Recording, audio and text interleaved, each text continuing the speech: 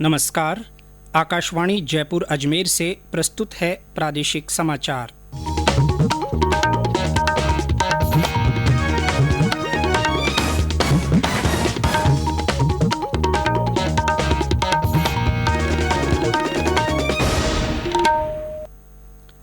समाचारों के साथ मैं जितेंद्र सिंह पूनिया। प्रधानमंत्री नरेंद्र मोदी ने आज मध्य प्रदेश के रीवा में 750 मेगावाट क्षमता वाली सौर ऊर्जा परियोजना राष्ट्र को समर्पित की।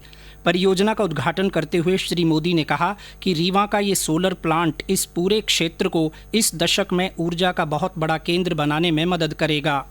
गौरतलब है कि इस परियोजना में सौर ऊर्जा उत्पादन की 3 इकाइयां हैं। केंद्र सरकार ने परियोजना के लिए 138 करोड़ रुपए की वित्तीय सहायता दी है।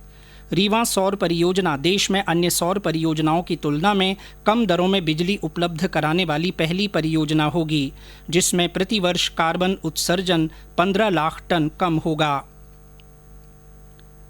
प्रदेश में आज कोरोना के 115 नए मामले सामने आए हैं। राज्य में सर्वाधिक 35 मामले पाली में रिपोर्ट हुए हैं।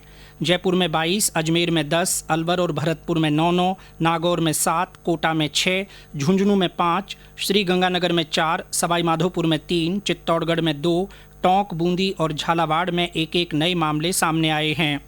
राज्य में कुल 22,678 कोरोना संक्रमित मरीजों में 17,140 स्वस्थ हो गए हैं। इनमें से 16,782 मरीजों को अस्पतालों से छुट्टी मिल गई है। राज्य में 5,043 सक्रिय मामले हैं। अब तक प्रदेश में कोरोना संक्रमण से 495 लोगों की मौत हो चुकी है। राज्य में अब तक कुल 9,87,272 सैंपल लिए गए हैं, जिनमें से 9,60,369 सैंपल नेगेटिव पाए गए हैं। उधर बीकानेर से हमारे संवाददाता ने बताया है कि कोरोना संक्रमण के विस्तार के मद्देनजर जिला प्रशासन द्वारा बीकानेर के 3 थाना इलाकों में कर्फ्यू लगा दिया गया है। वहीं देश में अब तक 4,95,513 कोविड रोगी उपचार के बाद स्वस्थ हो चुके हैं। पिछले 24 घंटे में इस रोग से 19,135 रोगी ठीक हुए हैं। केंद्रीय स्वास्थ्य मंत्रालय ने बताया कि स्वस्थ होने की दर 62.42% हो गई है। आईसीएसई और आईएससी के 10वीं और 12वीं कक्षा के परीक्षा परिणाम आज दोपहर बाद 3 बजे घोषित किए जाएंगे। ये परिणाम council for Indian school certificate examination की वेबसाइट पर उपलब्ध होंगे। परीक्षा परिणाम एसएमएस के जरिए भी जाने जा सकते हैं, जिसके लिए वेबसाइट पर विवरण दर्ज करना होगा।